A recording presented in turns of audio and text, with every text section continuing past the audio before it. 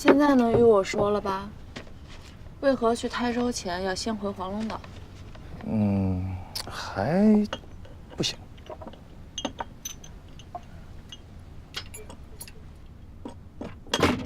爱说不说，等回到岛上，我看你说不说。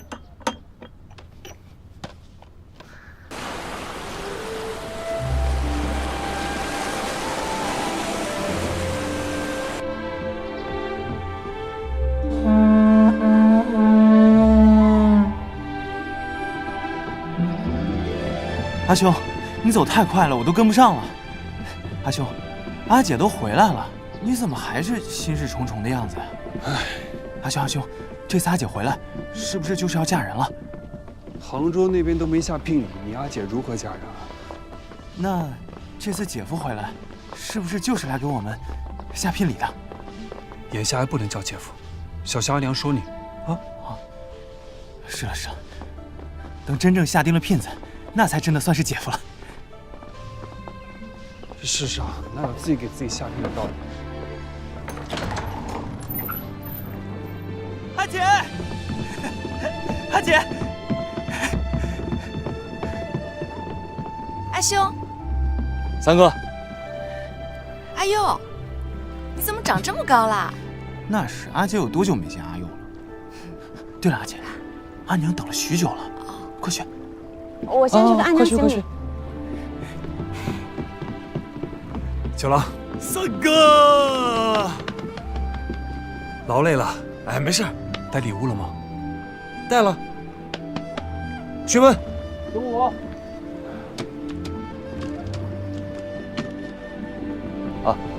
这些是果子、腐干，王都冬季的时间水果也就这些。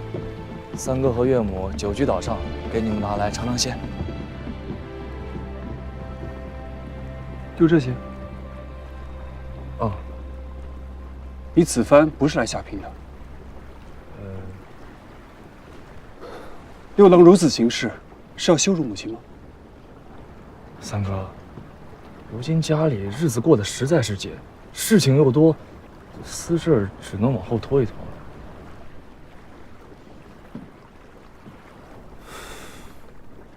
母亲吩咐，若你是来下聘的，纵然不合礼数，也请桃花院中叙话。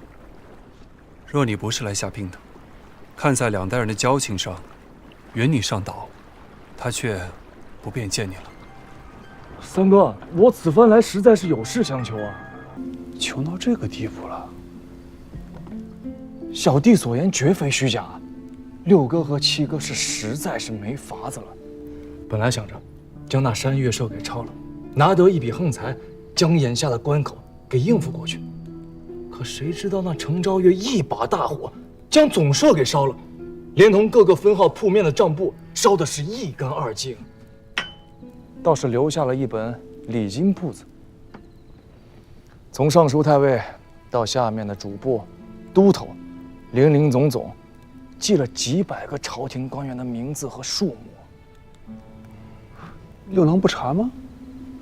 那礼金簿子上第一个名字，就是当朝大司马胡令公。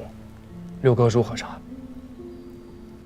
再就是那些地方豪门近几年的走动来往，金额数目，程昭月一笔一笔记得是清清楚楚，骇人听闻，不寒而栗。那你此番来，是六郎的意思？不是，六哥太累了。旁人可以站在边上看他笑话，可我却不能。我是自己要来的。我想找三哥和岳母，看能不能看在真娘的份上，助小弟一把。张良知道吗？他没与你说。我问了很多遍，就是不肯与我说。哼，他那个傻子，满肚子的心思都写在脸上了，以为自己不说，别人就猜不出来。我本来就没什么好猜的，这是被外放到台州做知州，那这明摆了，就是为了让他去填台州先征后粮捅出来的大窟窿。前些日子为了凑新年贡，连同府上那些瓶瓶罐罐丫鬟们、婆子们头上戴的、身上配的，一股脑全送进宫里去了。可他又不是什么神仙，变不出那么多个金银两米，除了求安娘援手，他也想不出什么别的法子了。你的也都送进去了啊？只有我的东西，他一样没动。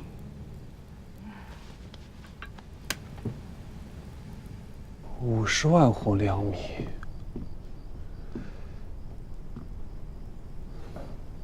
母亲不会答应的。三哥，那可是10几万人1年的生计指望啊！道理没错，可道理又错了。啊？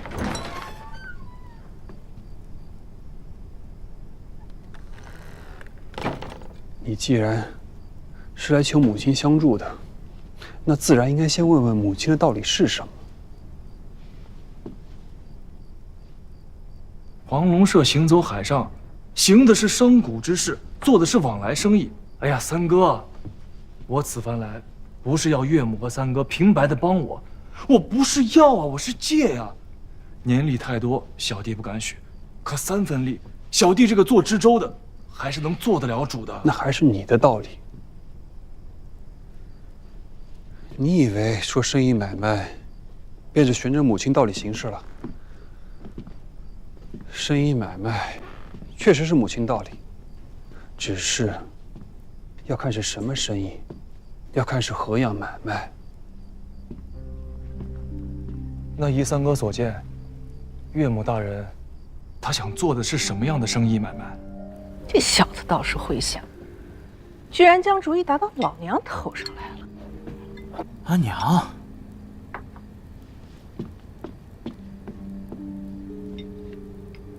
阿娘，阿娘，你这回要是不帮他，他可能真的要跳海了。跳海也是他自家要跳，又不是老娘逼他跳的。再说他跳了，心疼的也不是我，跟我有什么关系？阿娘，要说自家人帮自家人啊，这到现在了，定子聘礼都还没交，便不算是自家人啊。这个忙没有白帮得到的。他现在没有钱。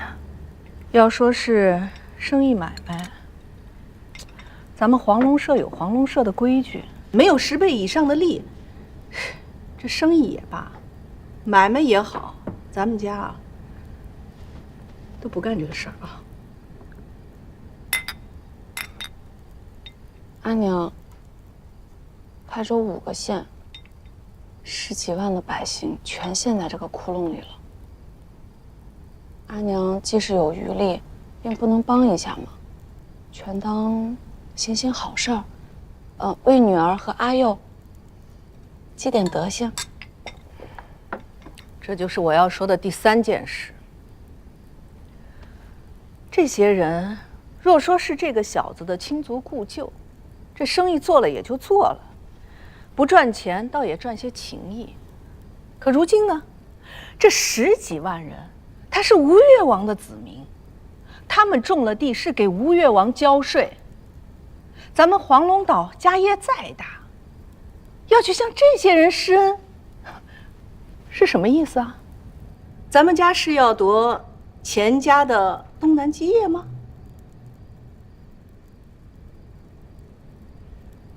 九郎是个好孩子，知道心疼穷人，怜悯那些日子过不下去的人，说明这孩子心肠软，心思正，这些都是好事儿。但是有一条你得想明白了，他虽然姓钱，却并不是吴越之王。还是说，吴越王的位子，他想争一争？他这个性子如何当得了国王？再说了，他也没有这个心思。阿姐，若姐夫真成了吴越君王，那便不是当真如书上所说，穆侯而冠了。你说谁是猴子呢？不管他是不是有这个心思，不管他是不是这个性子，哪怕他是只猴子，那又如何？这些都不重要。重要的是，现在杭州城里那些老家伙，怕是已经明白了，这只上蹿下跳的猴子，已经有这个资格了。你想不想当吴越国的王后啊？这才是大生意。大买卖。做生意要知己知彼，更要有自知之明。以黄龙岛的人力物力，掌控明州6县的货流贸易，已是吃力。再要贪心，那便是人心不足蛇吞象啊。其实你与真娘的婚事若是得谐，2家人做了1家人，你说的局面也未见得全然不可为。只是，只是什么？真娘与你或许算得1家人，可黄龙社与前王却依然算不得1家人。除非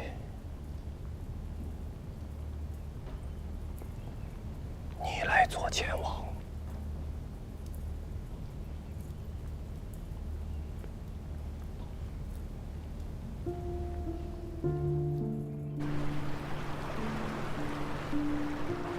阿舅和阿娘到底是什么意思呀？你阿爹当年欠了我阿娘一个名分，我阿娘如今想从我身上讨回来。那你呢？你怎么想？没意思。没意思是什么意思啊？没意思就是没意思啊。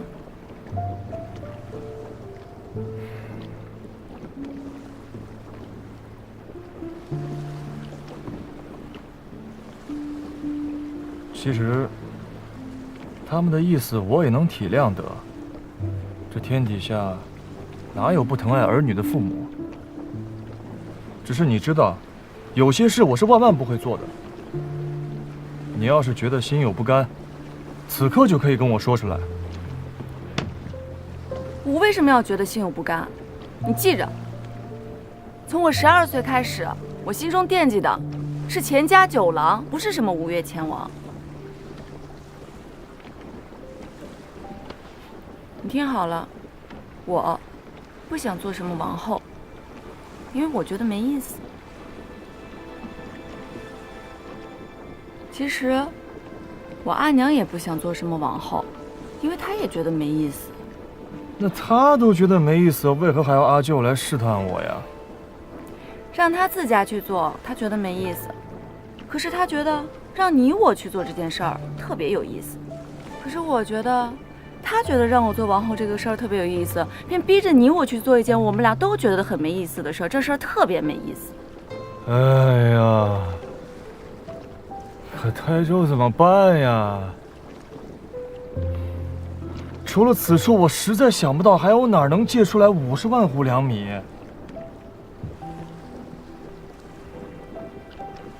你求求我，快求啊！求你便有用了吗？要在台州设博弈屋，真是异想天开。不要说一个小小的台州知州，便是他做了吴越之王，做了天子又如何？那些个在地方上盘根错节、经营了几百上千年的豪门望族，哪是他一个毛头小子能撼得动？这自古以来就是100年的朝廷，1000年士族，天子也依然奈何不了这些树大根深的豪门世家。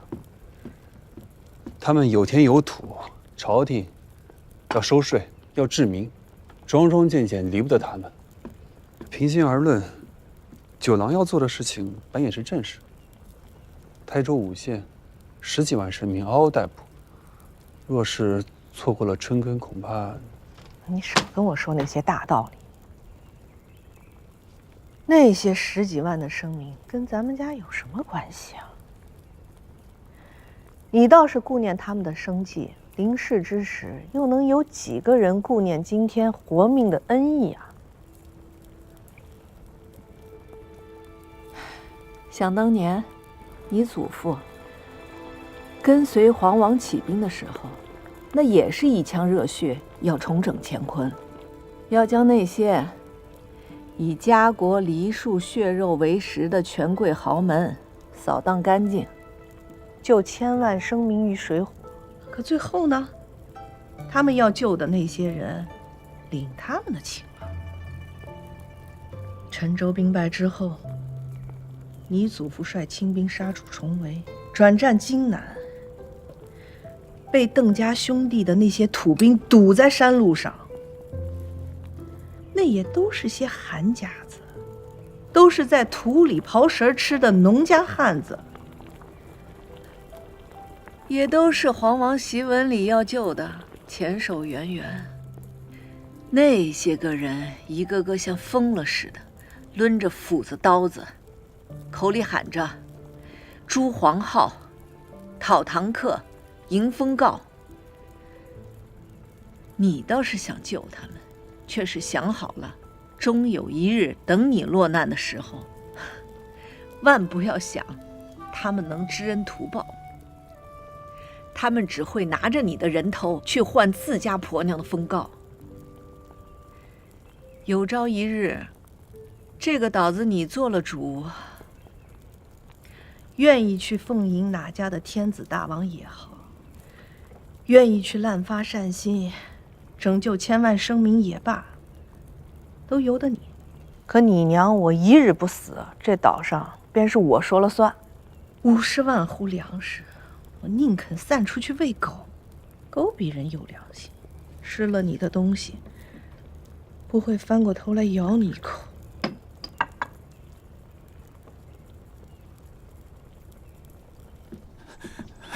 阿姐，阿姐，我不敢。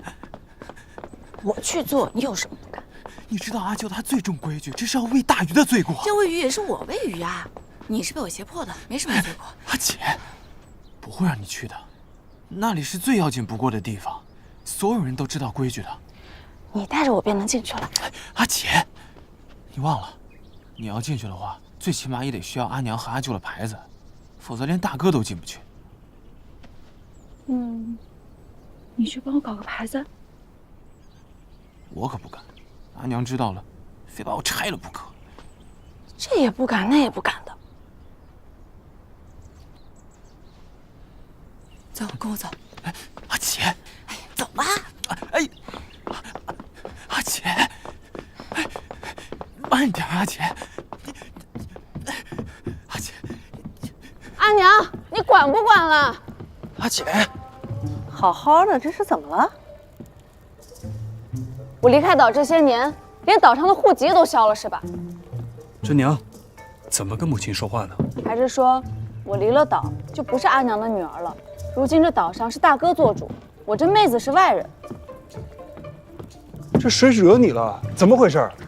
我自与阿娘说话，大哥为何要来教训我？你若是想教训我，12岁之前干嘛去了？你这番脾气好没来由。哎呦，地上凉，你快起来。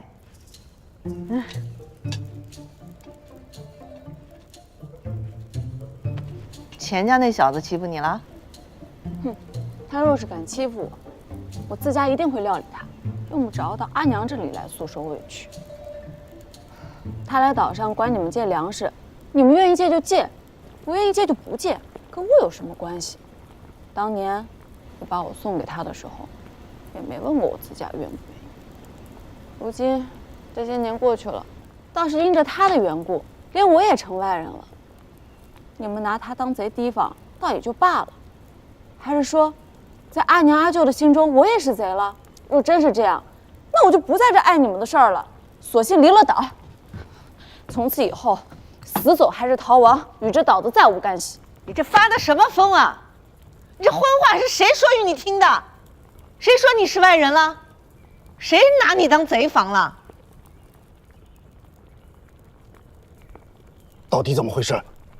阿姐让我领她去琅琊阁，但是没有阿娘和阿舅发话，我不敢。你要去琅琊阁做什么呀？不做什么便不能去，去了就一定得做什么，是吧？真娘，岛上的规矩你也是知道的，琅琊阁重地，没有我和阿姐的令牌，擅入者死。对，所以说，大哥得进，阿佑得进，只有我这个外人不得进。我倒是不明白了，你这番脾气来得好无来由。难不成我不借粮给那小子，就是将你当外人了？你就要发作一番为那小子张目？哼，到底是我将你当外人了，还是女儿生了外相，你将我这个亲娘当外人？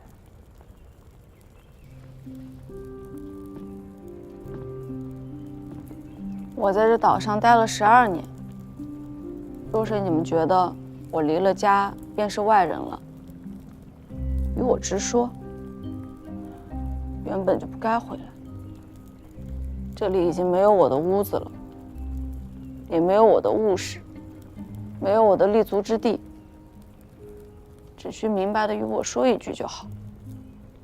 真娘，你这些话与琅琊阁有何干系啊？阿舅，你只管与我说，琅琊阁里有没有我的东西？此事就此作罢，真娘再无一句多言。从此以后，你再也不会从我口中听到琅琊阁3个字。如为此事，人身共极之。琅琊阁乃社中库藏重地，怎么会有你？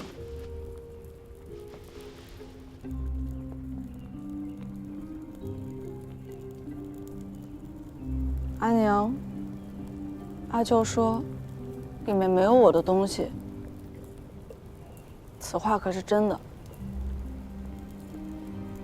绕了这一大圈，就是为了这个事情啊？阿娘，你只管与我说实话就好了。女儿知道离家太远，未能在阿娘膝前尽孝，虽未行礼，但如同出嫁，嫁出去的女子便是外人了，没有便没有了。只求阿娘看在母女一场的情分上，将我阿爹留给我的刘凤钗子赐予女儿，我这就离岛，从此以后再不让阿娘担心了。你说的这是什么糊涂话呀？我是你亲娘，你是我身上掉下来的肉。你的事情天底下旁人不惦记着，我还能不想着吗？真娘，你给我听好了啊！阿姐给你准备的妆奁，共计64担，步摇花生，霞帔云裳，玲珑妆塔。只这些穿戴饰物，便有整整12担，依的是公主出嫁的故例。除此之外，还在杭州城外用你的名字买了600亩红玉田，建了2个庄子，外加城中马行街上的一处胭脂铺子。哼，这些啊，都是3年前便预备好了的，都存在琅琊阁中，隔几日便要打理一番。阿舅说的是实话？我这便带你去，你自家眼见为实。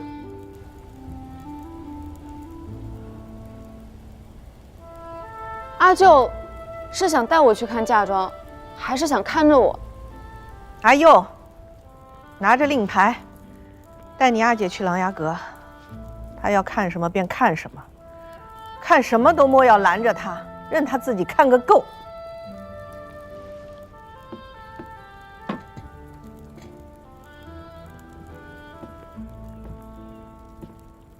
你呀，来，看。女儿这边去看看，回头再向阿娘、阿舅请罪。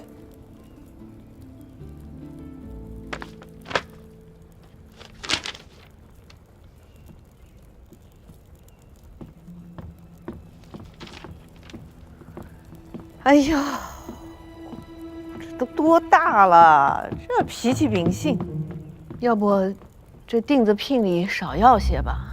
我有些觉得对不住那小子了。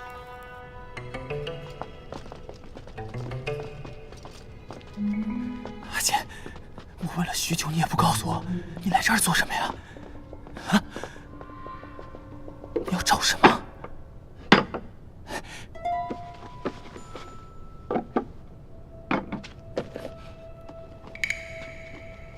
你要这个做什么？哎，你帮我，快点帮我系上。最近我是胖了点儿，快点儿啊！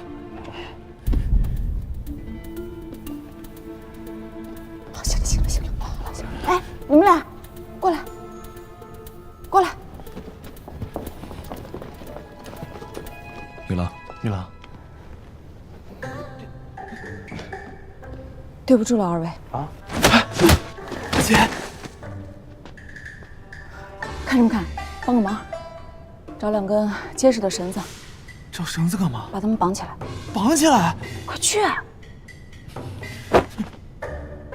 哦。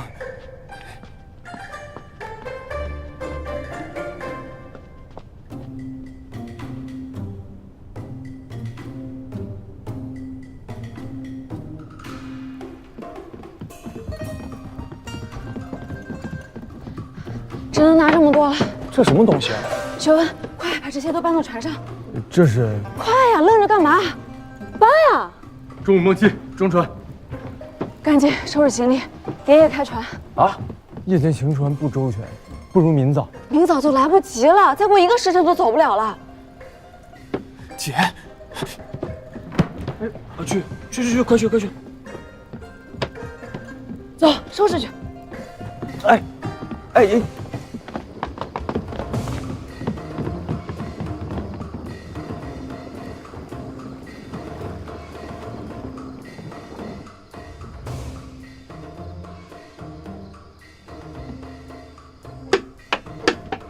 阿姐，这闭嘴！到底偷了什么东西？哎呀，现在不是说的时候。哎呀，反正是有用的东西啊！哎，阿佑，你先回去吧。他不能回去，他得跟我们一起走。做贼还留下个证人，可真够傻的你！剑也拿着。阿姐，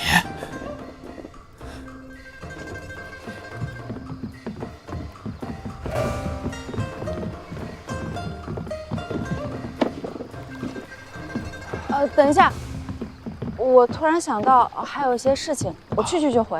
啊，行啊，你快回去吧。阿姐，阿佑，你听话，阿姐带你去台州玩上几个月，好不好？好。哦，是，玩一段时间。行。哎，走，玩几个月，走。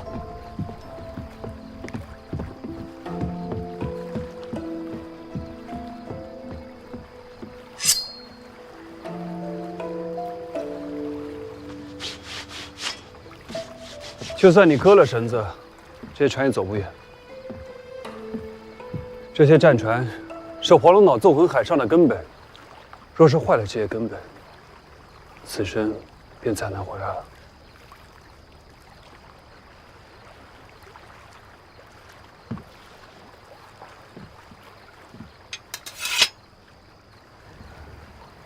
阿兄，你是要拦我们吗？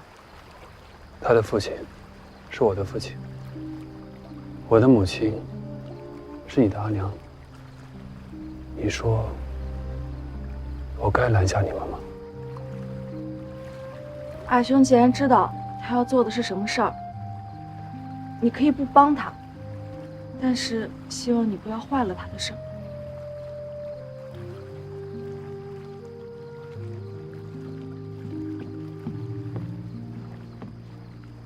我若是想坏了他的事情，方才在母亲和舅舅面前，便直接戳穿你了。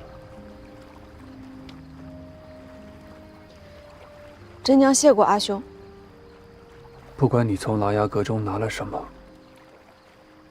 都不值50万户粮米。那便是我们自己的事儿了。阿兄既然不想坏了他的事儿，能不能放我们走？你快走吧，我让九郎等候太久。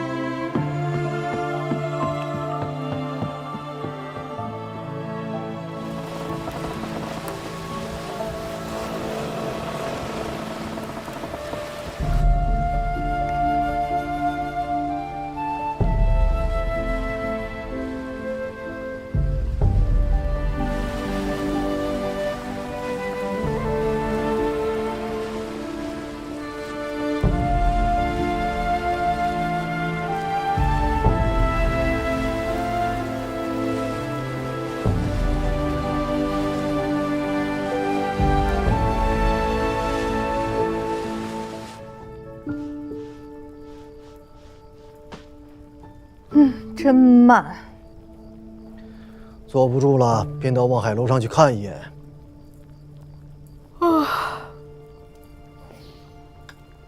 陪着这个臭丫头一起胡闹，是不是很辛苦？反正从小到大都是陪着你胡闹，如今老了，陪着陈娘胡闹，也是一样的。你呀，非要做个挑剔的丈母，我继续陪着便是了。你说那死丫头，她会拿些什么东西？那要看他搬得动什么了。费了这副马心思，我只拿走些不值钱的。哎呦，那他可亏大喽！真要是拿走，值得上50万户粮食的东西，怕是这一宿他们都搬不完。这都什么东西啊？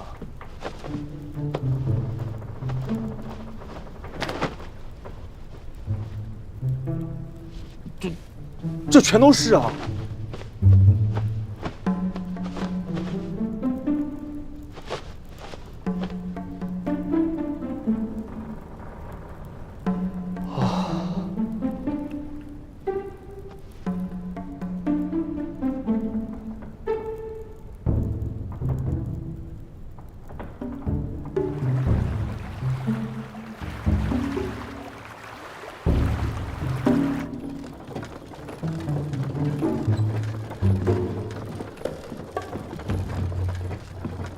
查验完了，